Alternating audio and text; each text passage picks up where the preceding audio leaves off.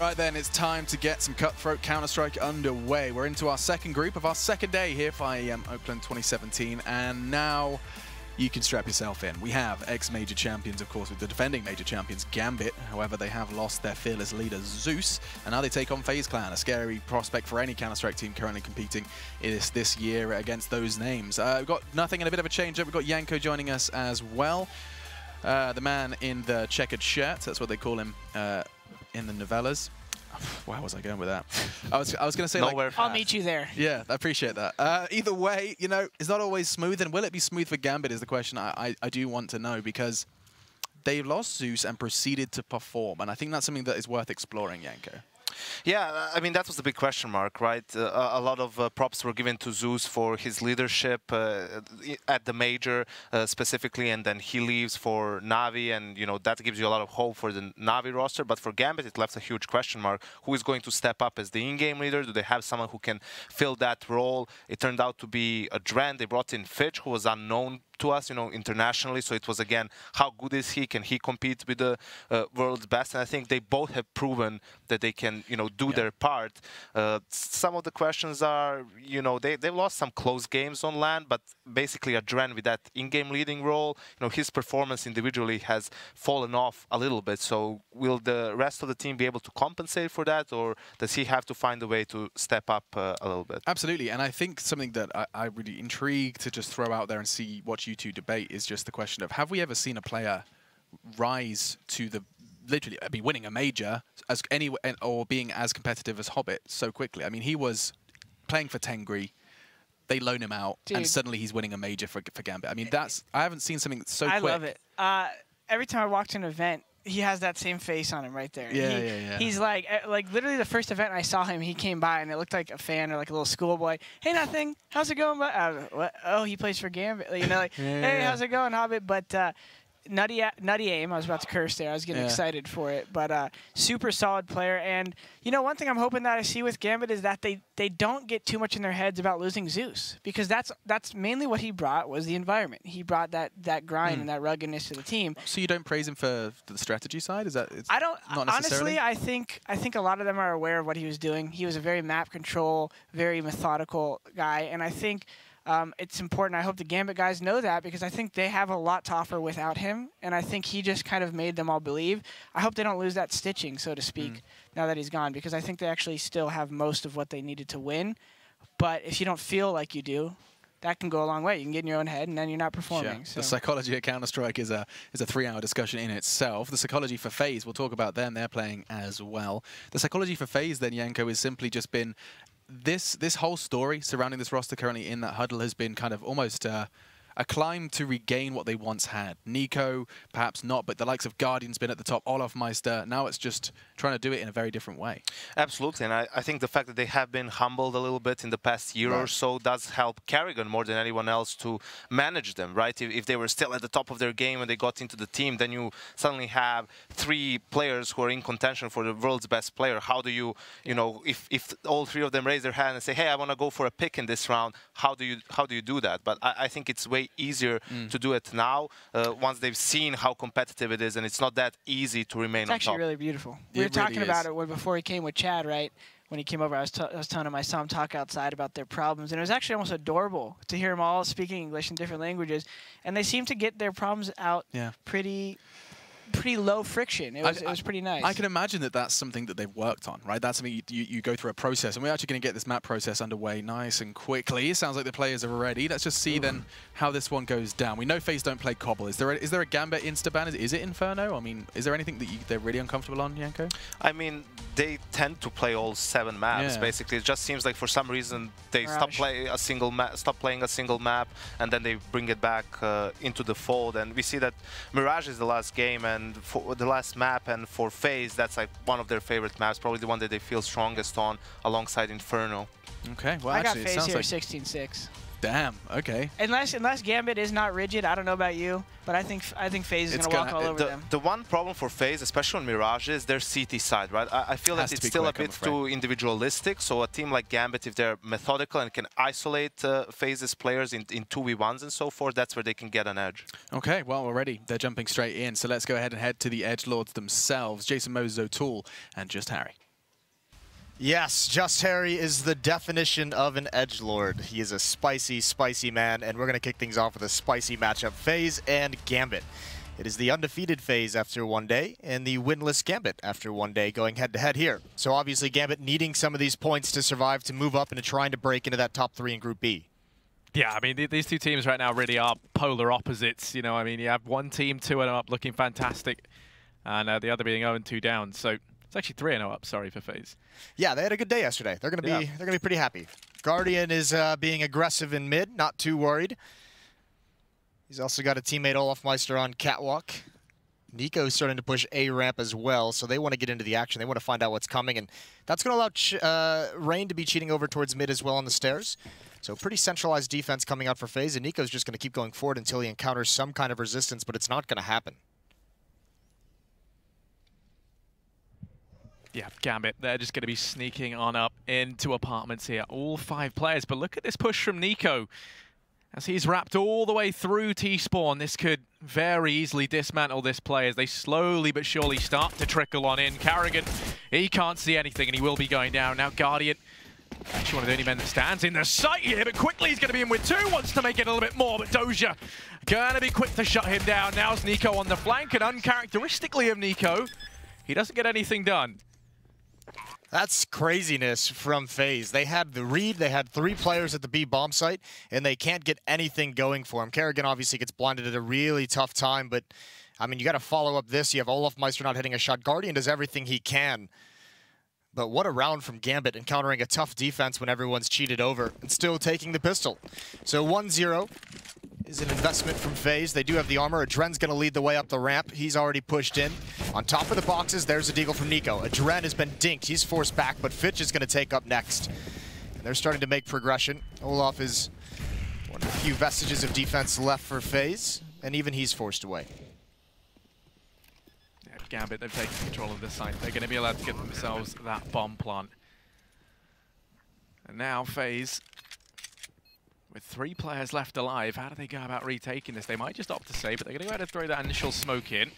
Gives us some ground to start to push forward. It's Carrigan to go through. Already he's been able to find Fitch, and they really want to try and get this turnaround early, especially with Doja tagged so incredibly low, but even then, he's able to take 1. Guardian and Olaf have turned this on its head, and Adren's left in a 1 versus 2. Already on the defusers, Olaf and Adren starts to make his way in. Olaf hears him coming, and Adren, he's going to keep Gambit in that round. It's going to be a second for them as they take the anti-eco. They only keep 1 man alive, and they do it by the skin of their teeth. Yeah, costly. Certainly costly. FaZe does a very good job almost making that a possibility. Unfortunately, no kit, but using that smoke as its own piece of cover, wrapping around it as Kerrigan to find a kill and really opening up that retake. Gambit, they transition into 4 MAC-10s. They need to get some bonus money. They need to get some money back in the pockets that they had to respend into this round, because going forward, I mean, the bank has been depleted due to losing 4 players. So nice round from FaZe, even in a losing effort. And this is just going to be a straight-up B-rush. And the unfortunate thing is, MAC-10s, well, outside of Hobbit's MAC-10, aren't initially going to find anything. They're going to continue pushing forward. Now they're getting into the action.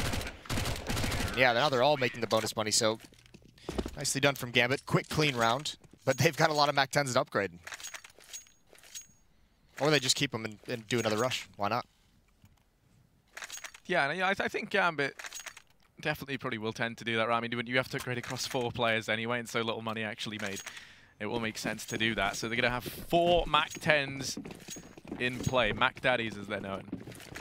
And, well, FaZe have the AWP on Guardian. Not that much utility really to play with here, and Guardian's going to go ahead and try to take this aggressive peek, and actually it pans out for them. That's Fitch already taken down. Doja going to go charging in with the MAC-10 by his side. It roars to life, but Mo and Doja get work done between them. These MAC-10s finding frags somehow. The bomb hasn't actually made it into the site just yet. It's going to be on the back of Adren.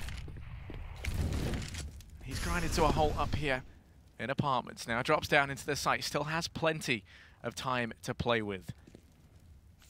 FaZe don't seem to know that this B bomb site is still under attack. And the bomb's going to get planted here. Rain and Nico had already rotated away. Nico never really established himself at the B bomb site, so it's just Olafmeister playing passively. Mac-10's having success. Some players without head armor, and there's Hobbit down very low. Olaf's going to get slowed down. There's no kits on the FaZe side of things. They need to hurry this up. And Adren, he's got to get into the action. He cannot hide away, and there it is. Headshot onto Rain. Backing up Hobbit, make sure he doesn't have to take any fights at that low HP. He's going to peek out again, trying to find the timing. Olaf has him pinned down, and Hobbit gets one more, and it's doable, and they've won it. With 4 Mac-10s, Gambit steal that 4th round away, powering into the B bomb site, and FaZe off to a slow start. I mean, Gambit there with the Mac-10s, they managed to make it work. 4 of the cheapest SMGs, you can actually field up, and they managed to make that round a reality. So money's looking fantastic for them now, looking at the future. They didn't have any Mac-10s left, sadly, to utilize here, so it will be rifles across the board, but they've been able to get that buy-in nice and early. Rain, actually the only defense over here on A, and he's normally the man we look to turn some of these insane rounds on their head. For FaZe, he's going to be pushed up over here towards ramp. Yeah, FaZe is taking some gambles, which is fair play in these rounds of stacking over towards a bomb site. And the tough part is Gambit is playing a pretty basic T side at the moment, where it's just a lot of players grouped up, hitting a bomb site, focusing on trading. And in that kind of a scenario, if you're FaZe, it just comes down to whether you're right or wrong on the gamble. And so far, they haven't found, or they haven't guessed the right bomb site. A couple players making it over now, but you almost feel like this round is lost. A lot of utility being used to get this bomb planted safely, but oh, that Deagle. It's dangerous, and he could get another. 2 on 3, and Hobbit pretty much ensures the safety of Gambit in this round. And it's a good start right now from Gambit, especially when you look at it. I mean, if you recall yesterday, I believe it was their T side that actually let them down in the end, right? I mean, we saw that they had a very, very strong CT side. So really, being 5-0 up versus FaZe this early on, I think bodes very, very well for Gambit looking into the future. Nico's over here in mid, doesn't get anything done at the end, so don't save the armor or the Deegan to the next round, and they don't do any damage to the Gambit economy either. Yeah, it's going to start getting pretty strong here, and this is a big round for FaZe to get going. Finally, they have the full losing bonus. They're going to have the best buy they've probably had in this game so far. Everyone's got utility except for Guardian. They've got a couple kits. Guardian has his AWP back in his hands. He did find that opening pick on the round with the 4 Mac-10s. I think Kerrigan was accidentally knifed by a teammate, so that's a rough start for him. Not going to love that. CT side, there it is, through the smoke, the timing. Nico into the window. He's already out of the action on a very critical round. Yeah, now that they've been allowed to find that frag over here in mid, it's going to be a repeat of kind of what we tried to see them do yesterday. Hobbit this time demanded to push in through lower tunnels. Olaf and Rain will be grouped up in mid here for FaZe. Try and keep the side of Gambit at bay. Actually, frag's going to go left and right. It's Rain up in ladder room that could make all the difference. Oh, going to eat that nade, and now Sindri goes down to try and buy him that much more time. Going to be flushed up and away from that Molotov. Kerrigan, in the meantime, going to put in some work over in the B bomb site. Now it is just how Hobbit and Mo left. 2 versus 3 over here in middle. And Mo knows he has to get that bomb. Rain's actually gone ahead and dropped off onto cinder blocks. He's going to go hunting for him, and he's going to come to regret it as Rain. He's pulled this back. 3 frags for him. That nade inflicts some decent damage, but Hobbit, he does take 1, but Guardian's there to trade things back. And FaZe, you said this round was important for them. They're going to be allowed to pick it up. Yeah, but Rain is so critical there with those 3 kills. Especially him and Olaf Meister play that really, really well and doubled up in ladder room. A bit of a bait and switch. They had to do something to make up for the loss of Nico so early on in the round, getting picked off through the smoke. And Rain's the one to pull it out of the hat. So that's phenomenal. Another buy coming in. Gambit. They have the AWP on Mo. Nico's going to get aggressive. He's had a bit of a rough game so far. A couple nice shots to the Deagle. That's about it, but he can't get a kill there. It's the flying Mac-10, and that transitions right into an AK-47, and they're not slowing down. They're already pressuring into connector, and Guardian gets 1 kill and backs away. But the A site is lost. They're going to have to retake this. Yeah, that A-bomb site has been torn in 2, and now Kerrigan here in CT. Actually, it's Hobbit in middle. He accidentally finds 2. Guardian just jumps straight into the bullets, and now it's Kerrigan left 1 versus 3. Sneaking in from CT. Might be able to spot Hobbit out, but first it's to contend with Mo. Now the crossfire from Hobbit. Nearly gets caught out. Kerrigan, the pressure's really on at this point. 2 players engaging for opposite angles. Kerrigan's on the bomb, but Doja takes the peak. Thinks the Molotov keeps him away, and it does not. Yeah, Doja sees the Molotov coming, and he steps right in front of it. Great, great round from Gambit. This is very aggressive that they're coming out with. This spray from Hobbit is excellent, obviously. Gets fortunate. They're dropping out of the window, so it's not the opportune moment for FaZe to be in fights, but a good fight selection from Hobbit on the Gambit side of things to get the double kill and open things up. He's back onto the MAC-10. That's a hard reset for FaZe. That could spell disaster in this. We mentioned they are sitting in the lead with 3 wins yesterday at 9 points, but they've got to be sure that they don't let this slip away.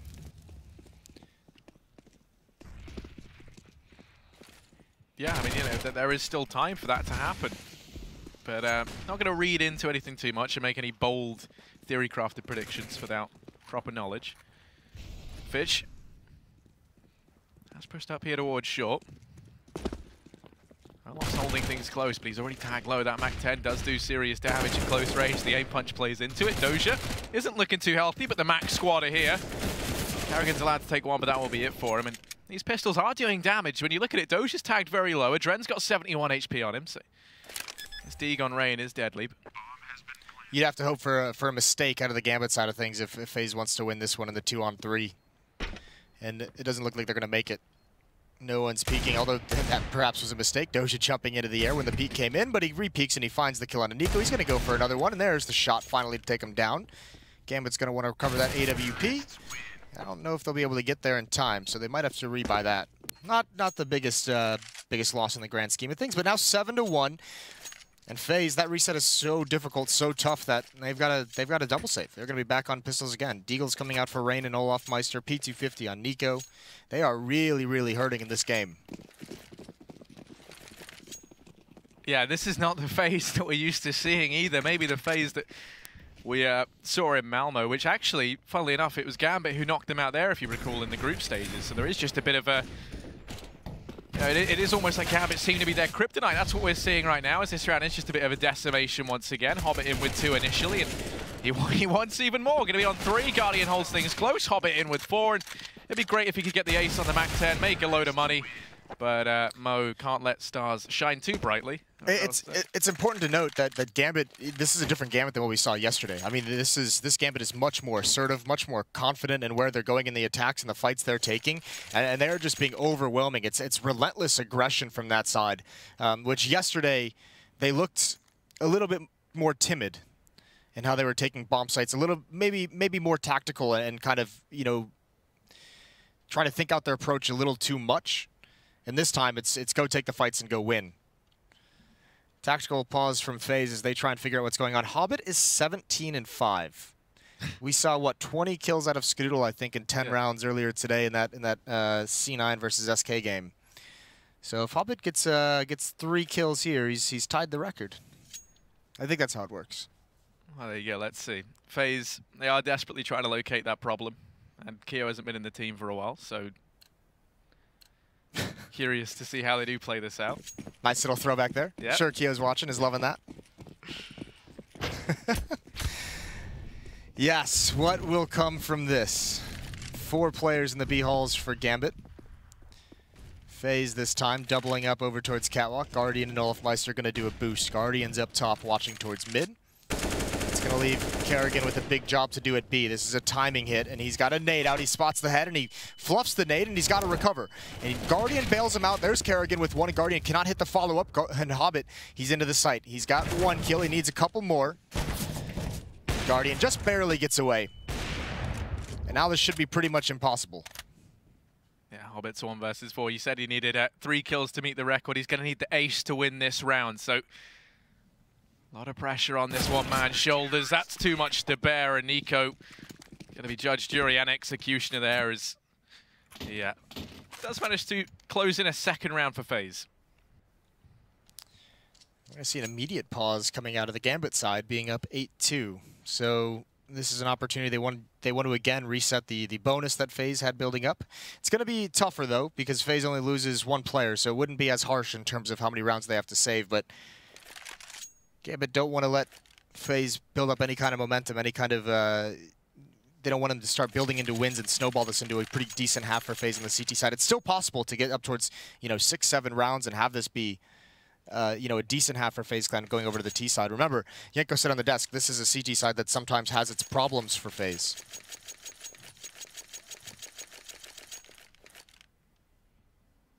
Yeah, Gambit, I mean, they're not shy on money. They've got the AWP up for Mo.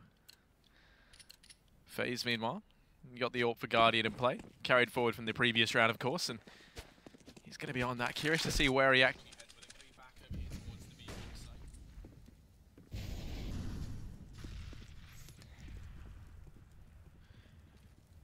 site. But, gonna start to push on in. Adren and Hobbit clearing this angle. They're going to be walking into the prying eyes of Karrigan and Guardian as they double up here, but actually going to fall as a result. Guardian's able to take one back in return, so instantly we keep things even. The aggression there going to be rectified as Guardian hot on the heels with the trade, and it's ultimately going to be Nico who actually retakes that man advantage for FaZe, forces their hand, and you can see Hobbit in response tries to make a play up through Connect. They're going to be forced into the arms of Olaf, but this man doesn't want to slide easily into the embrace of death.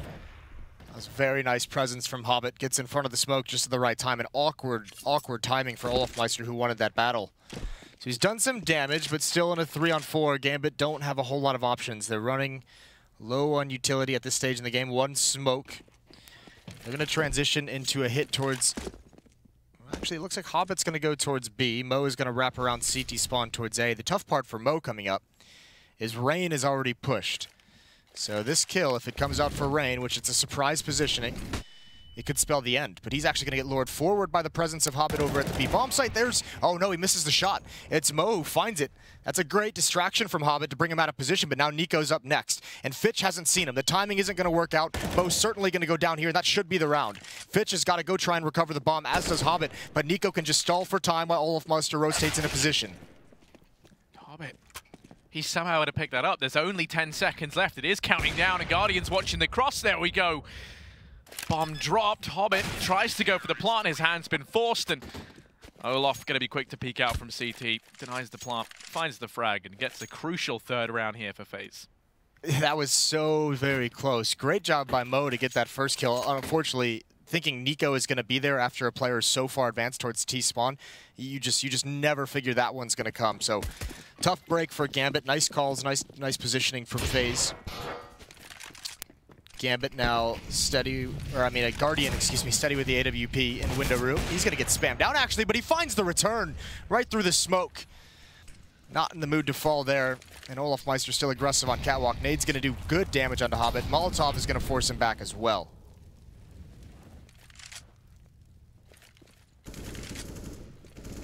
There's nothing more bitter than you losing a man like that. Now Rain actually going to get punished for the aggression over here at ramp. Nico's quick to trade and keep things in the advantage of FaZe.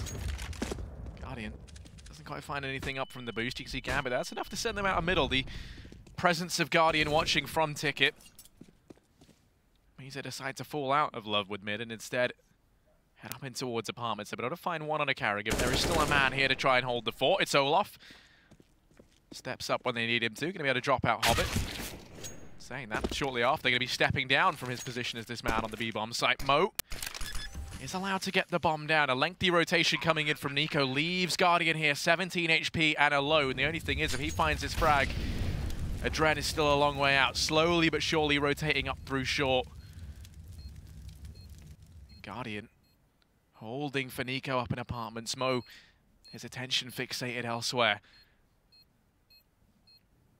Nico slowly but surely coming on in, and Adren, the ever-watching eyes over there from short. Able to find Nico. Now Guardian's left 1 versus 2. Going to smoke it, tries to stick the defuse. He's actually going to start to get away with it before Adren does shut him down, and that's Gambit playing that perfectly there to get themselves a 9th round. Yeah, and it looked like actually Nico is going to be able to have the jump on him just because Adren is in mid watching for a flank up Catwalk, and it never comes. And just because of the distance, he couldn't hear Nico running all the way through T-spawn. So it looked like that might be the punishment, but Mo is really prepared for it in the B bomb site. So nicely done from Gambit again. Another tactical timeout coming in from FaZe. They've got to figure things out. They do buy into this round. I think at this point they're just saying we're too far down to not invest, even though it's not pretty. 2 M4s, 2 UMPs, and a CZ-75. Only 1 kit This has been a great half for Gambit. They're playing. It feels like obviously you have to point towards Hobbit and say his impact has been phenomenal. He's at 20 and 8. His closest teammate's at 9 kills, so he's doubled him up. This is a very strong performance from him, to say the least. Yeah, it's ludicrous from him, right? You can see why he is kind of revered as this player who just came from nowhere and now is a real force to be reckoned with inside of this Gambit roster. As you say, FaZe, they've scraped together what they can. Really, though, they need to start putting some rounds on the board. Rain and Nico both going to go ahead and take some aggression out in towards middle. You can see Nico's waiting down in lower tunnels, and Rain going to be pushing on round to the opposite side. Gambit aren't too keen to give away any sort of advantage. They're just going to be stacked up outside of B with Hobbit waiting in middle. Carrigan's been spotted out, been taking this aggression time and time again, so it's read perfectly from Gambit. The real linchpin here is this Rain and Nico flank that's coming in from behind. Well, they wanted that to double up with Carrigan's aggression to trap him in towards Halls. Mo's looking for it now, and he spotted it. He misses the initial shot. He needs backup.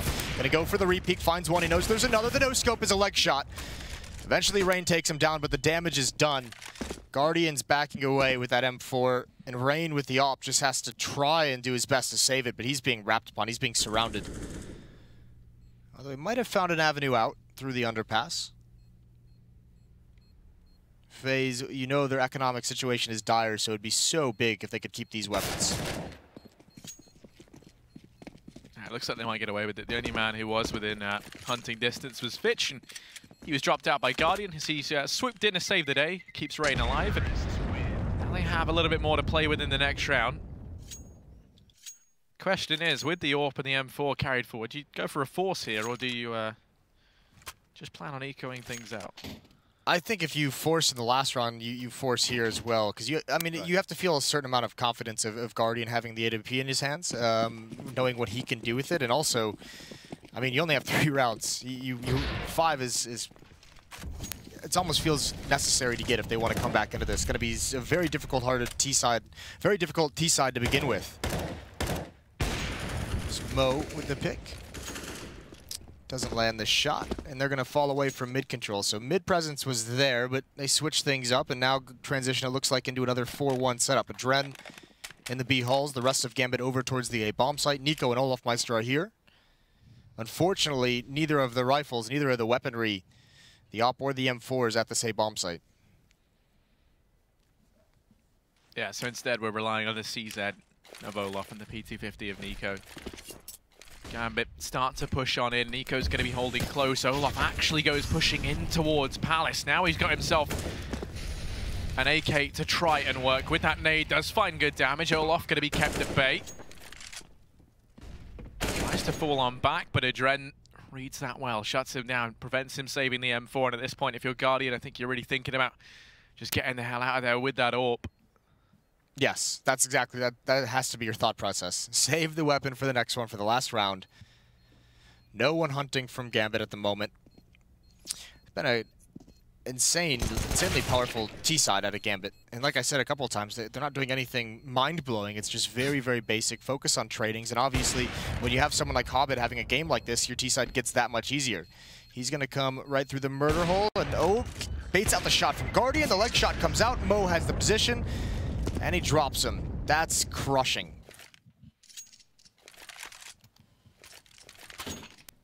Yeah, now when you look at this buy from FaZe, they were so close to being able to get that AWP out of there, but it just was not meant to be. So now it's M4s across the board. It's a fuse kit for Carrigan, and 2 smokes, 3 flashbangs, really not enough to keep the onslaught of Gambit away from these bomb sites.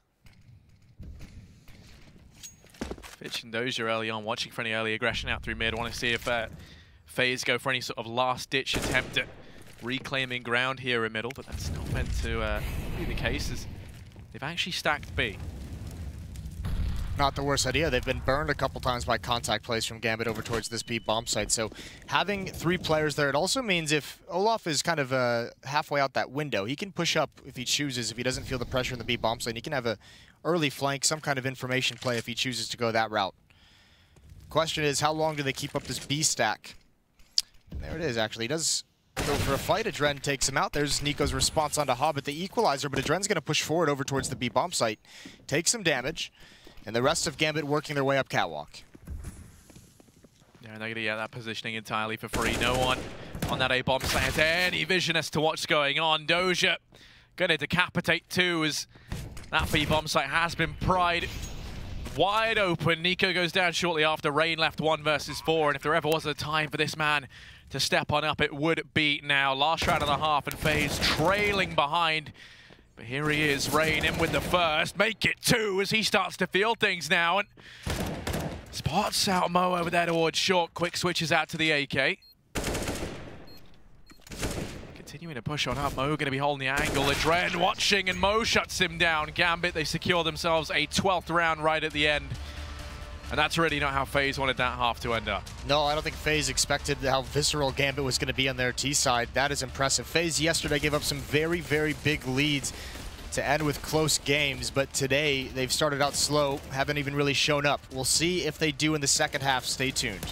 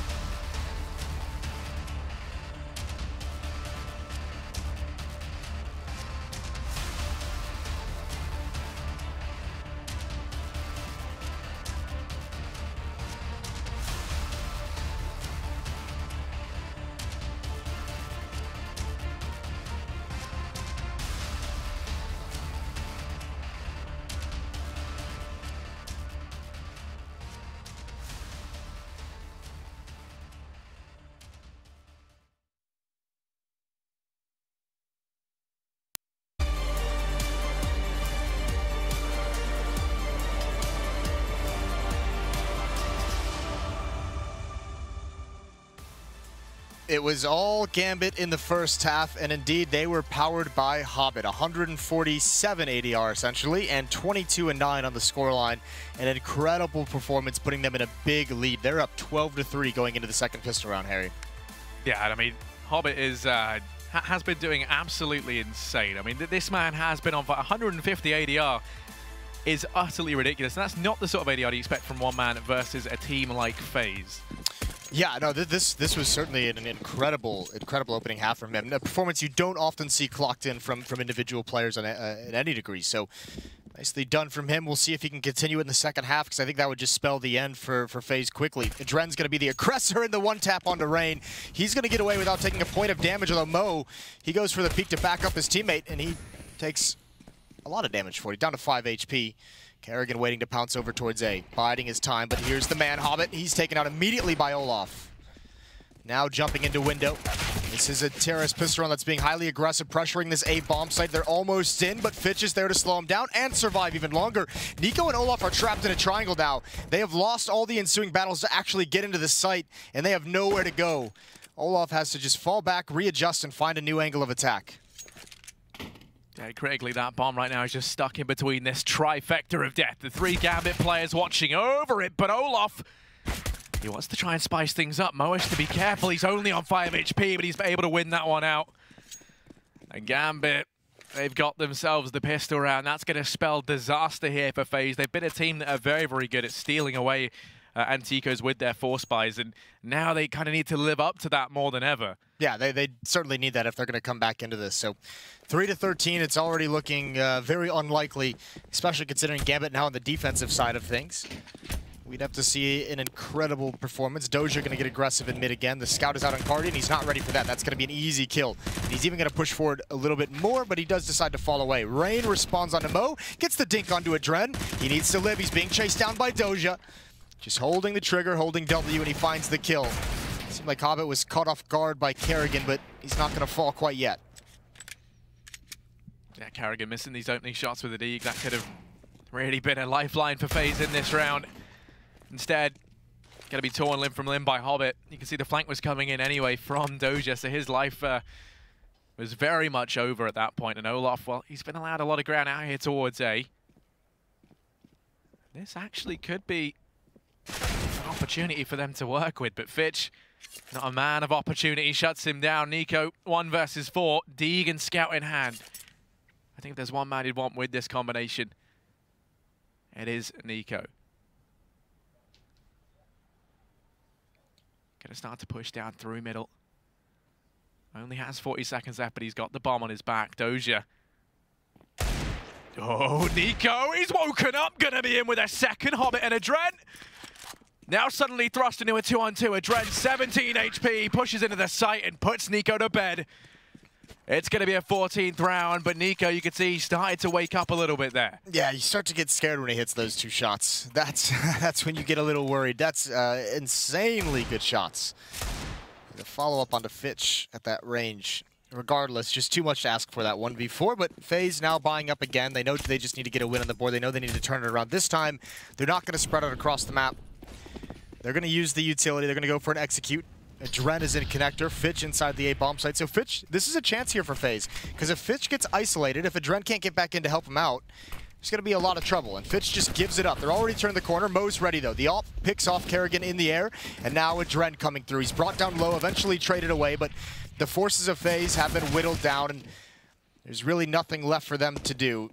Nico again a 1-on-4 with his Deagle, and he won't even get a shot off. 3 kills for Fitch. It's map point for Gambit at 15-3. Yeah, we didn't really get a chance to look at it there, but they actually force bought up into that round, and that marked 2 in a row, meaning this is another force once again. So at this point, I don't even know if they're called forces. I think they're just they're just called buys because that's all they've got. To, right? So yeah, they put everything they can into this round, and this is it. Do or die for FaZe, and what a way for Gambit to get their first win on the board.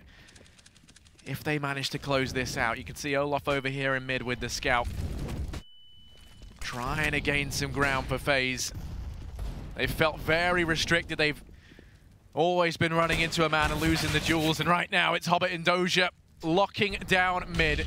Bombs dropped out in the open. Kerrigan's fallen. Rain's finished off shortly after in Gambit. 16-3.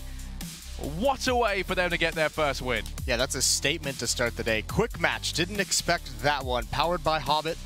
Gambit with a big win, their first win of this group stage at IEM Oakland. So nicely done from them. And that didn't even, I mean, they weren't even sweating whatsoever. FaZe never seemed to show up in the server. That first half was so frightening, and Yanko is spot on. That CT side for FaZe looked weak. We're going to head over to the desk with some of my favorite daddies for the GoDaddy recap. The GoDaddy post-match breakdown. Well, you know, just when you think you can understand how Counter-Strike's going to go, just when there's a predictable nature to some of the games, something like that happens. Let's try and understand this one. In the pre-match, and you, myself, Jordan, and Nothing kind of had the conversation suggesting that this was either going to be incredibly close, or you said, like, oh, FaZe are taking this one. Yeah, FaZe 16-6. But I love that I'm wrong here. Yeah. I want to know why? Because it also plays into both things. So I could play both sides of the fence here, because I did say that, you know, I don't think Gambit lost as much as people think when they lost Zeus. Obviously, he was an icon of the team. Obviously, he was a pillar of the strategy. But they still got people putting numbers up. They still got, what did Moo drop, 20? Or not Moo, Hobbit first half.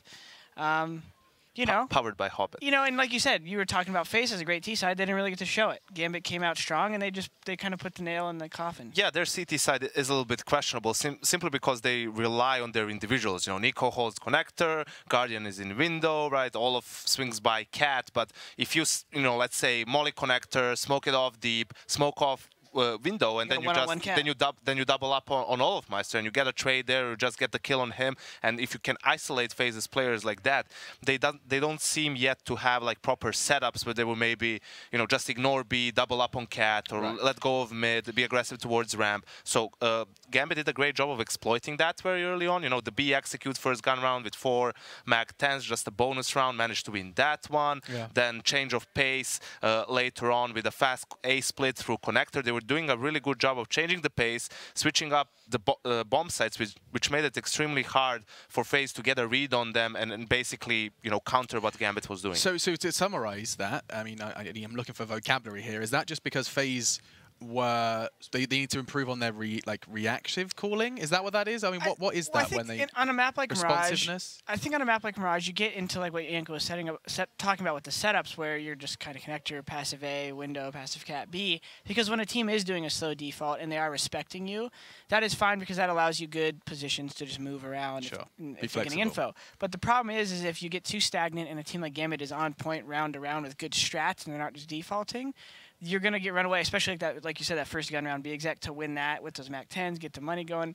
It's super easy. I think that's where FaZe needs something like a good mid-control, something aggressive to kind of throw a wrench into their gears, get Gambit thinking a bit more.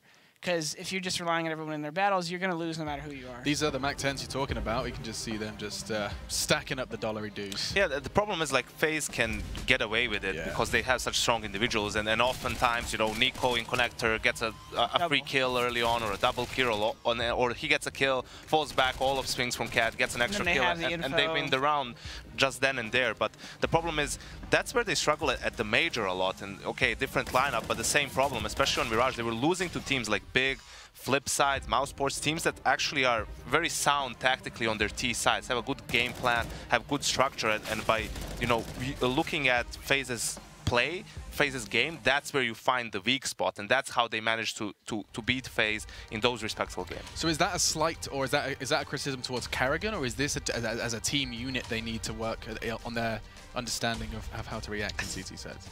I think they're aware. I don't think it's necessarily up to Karrigan, right? Sometimes it's maybe some of the players making the individual calls and saying, hey, I think this is a hole in their default. I can make a play here, but you know, that's the wrong call, and then you just end up dying. And also, you know, we were talking about the egos and personalities and how FaZe could have they could have had bigger egos if they recruited these players last year, and they don't really. That's still on the opposite side. When you respect your teammates so much, sometimes you might not want to suggest an aggressive CT side play, because that is also implying that maybe they're not good at doing the default setup or something. So they can't hold the spot. So I could see that with FaZe, where they're all kind of just like playing their game, saying like, Olaf might have messed up holding Catwalk, or Nico might have died at connector, but it's Nico, it's Olaf. Like, you're not going to tell them how to change the play. So that could be something on Karrigan, and then Karrigan as the leader on CT, he doesn't feel as what would be the word? He doesn't feel as empowered to guide his teammates as much, because that's his specialty is T side. His specialty is guiding everything. And then on CT side, he's got these legends next to him who are gods. I think maybe that's something he can improve on, is just small things to say, hey guys, let's disrupt their default. It needs to come from someone. Because he obviously knows what he could do. But yeah, the dynamic is different. Interesting. We'll continue with this. Actually, we'll be right back to talk about this one. But first, let's seize this opportunity while we have it. Trez has managed to grab Adrent after what is a absurd victory for Gambit. An absurd victory. If you look at the numbers, it's all very, very much in front of you. Now, I'm going to have to ask you, though, you've been vlogging this whole event. It's kind of cool, right? It's a cool concept. Yeah, I just wanted to show everyone how it goes by POV of the pro player. And show everything behind the scenes, so I'll try to do my best. It's an inner perspective, if you will. It's a pretty cool idea. Now, either way, getting into the nitty-gritty here, you guys did face off against Liquid earlier in the tournament. You didn't capitalize there. You end up seeing FaZe and Mirage today. What did you change? First of all, like first 3 maps, we've been under big pressure because we practiced a lot. We got a lot of stuff to do, but all the pressure was on us. And yeah, well, today we just woke up and just said to each other that we don't have anything to lose. So yeah, we just cleared our minds and played our game. That's all. Well, clearing your minds and playing your game is a great plan. I think it's obviously worked out well for you guys. But moreover, powered by Hobbit. Let's talk a little bit about Hobbit's showing here in this matchup on Mirage. Actually, Hobbit is always showing up on every game, every practice when he's in a good mood. I mean, as I said before, like 4 or 3 months ago, he's gonna be like a huge player. He's gonna be one of the star players of the world. So, yeah, he's definitely going to take that spot. I mean, well, I mean, looking at your guys' team, right? So you're coming off of this major victory. Talk to me a bit about maybe the setback or the trend or the path that you were put on post Zeus leaving. We just wanted to get our, I would say, in-game roles to the right positions, because we had a new player. He can't adapt as quickly as he can. I mean, as we wanted. So we need like more time to adapt on our new roles, in-game roles. I mean, I changed a lot in my game, so it was definitely needed because the new player need to adapt on that, and I as well. So yeah, it's kind of shaky from us. We are not that Gambit that was a non-major, but still, we still want to find that game that we played. Finding your own game, finding your own pace, your own game plan. Definitely one of the best ways to approach the game, I have to agree. Either way, congratulations on the victory there. A big win over FaZe. We're going to give it back to the Xfinity analyst desk, where I'm sure Machine is having the time of his life. Thank you so much, Trez. I mean, the fact that you are interviewing Adrian with a GoPro on his chest, cool. First things first. Second of all, the fact that this guy has just 16-3'd FaZe and he's sitting there going, look, we're shaky, we need more time. You'd think that was a loser's interview almost. But I think the biggest standout for me, he did say 3-4 months ago that Hobbit's going to be a star, and that trajectory does not look unrealistic at this point in time. I mean, 17 frags in 8 rounds, taking control against FaZe of all people. Yeah, he's one of those guys that ever since he joined Gambit, he was a strong player. You know, he didn't have that adjustment period. Yeah, let's give him some time. Yeah. 2 or 3 months. No, he became the star of that team as soon as he joined, and only became better and better and had more and more impact, basically sharing that role with Adren while Zeus was the in-game leader of the team.